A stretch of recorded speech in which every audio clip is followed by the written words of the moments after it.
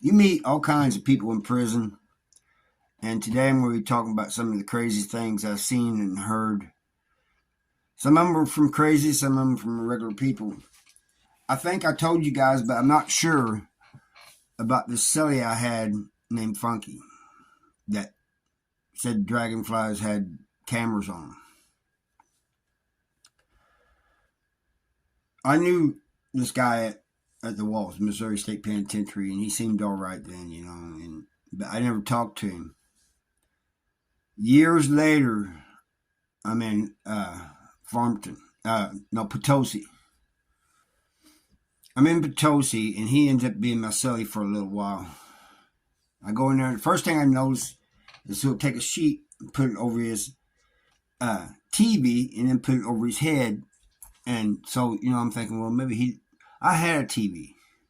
So I asked him, why are you doing it, man? I'm not trying to watch your TV. I don't care what you're watching. And he says, it's to keep them from watching. I said, what are you talking about? He goes, I'll show you later. I'll show you what I'm talking about. That evening, he says, hey, come here to the window. I went to the window. I'm already figured out that he's a little off. He said, you see those dragonflies out there? He said, they got their eyes are cameras and they're spying on us. Well, I just went along with it, Oh, yeah? I said, but here's the thing. I said, if we're not doing anything wrong, it doesn't matter, does it? I said, if you're doing everything you're supposed to be doing, it doesn't matter. He goes, it does matter. We can't use the bathroom or anything. I said, well, you don't cover up with a sheet when you're using the bathroom.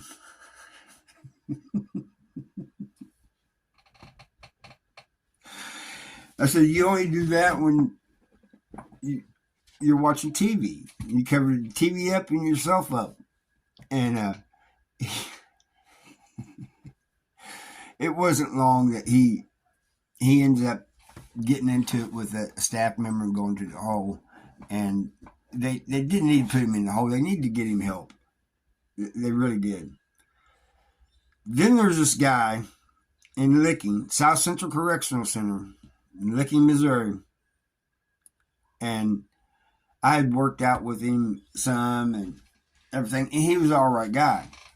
But we all worked in the kitchen. And one day, when it's time for the workers to eat, we go out there at the table and we eat and stuff. And out of the blue, we was all done eating, thank God. Out of the blue, he says, I don't know how I even got on this subject, but people was talking about being constipated and all this stuff and how the food is bad for our digestive system and everything.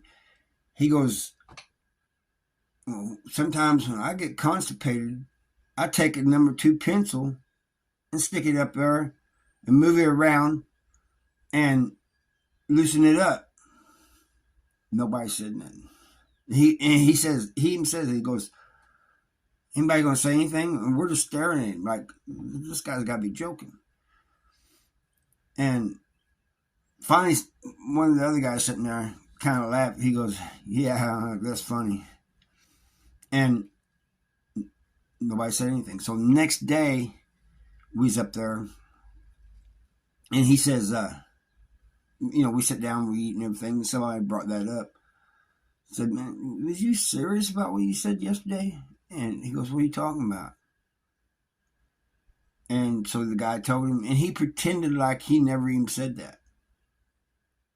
He said, I didn't say that. He goes, you guys are making things up. I said, we all heard you. And he said, no, you guys are making this up. And then there was this other guy at South Central Correctional Center. This guy had been known to stab people. And he's not afraid to fight, none of that stuff. But he was one of those types that would not hardly talk. He would not smile or anything. So one day we went to, chow, And I sat down, and I'm expecting my workout partners, who's like a couple people behind me, I expected them to start filling up the table. But no, this guy sits down straight across from me. So my workout partners, they sit over this other table, and they're trying to get me to go over. But this guy is staring at me. And I figured if I got up and left, he would think that he intimidated me. And I wasn't going to. So I just kept staring back at him. He would not look at his food. He would not look around. He just had this spork. That's what they gave us, the spork.